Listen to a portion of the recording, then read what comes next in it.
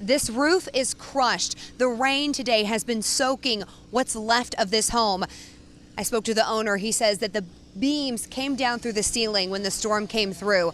You can see the sheetrock is splattered all over the front of this home. And then these bricks actually lined the roof of his garage. And here they are, blown off the home and shattered. You know, it was over in like, 20, 30 seconds max. And it just kind of went away. And then I said, well, I better check around because no lights or anything. And that's when I saw the 2x4 sticking through the ceiling and that kind of stuff. That could be replaced. I don't know about my little dogs, but they, we all got through it okay. So. The tree at his neighbor's house was uprooted and then toppled over, crushing the side of his home. Matt Mendenhall says he was hiding with his dogs in that space right between those two trees that fell inside his bedroom closet.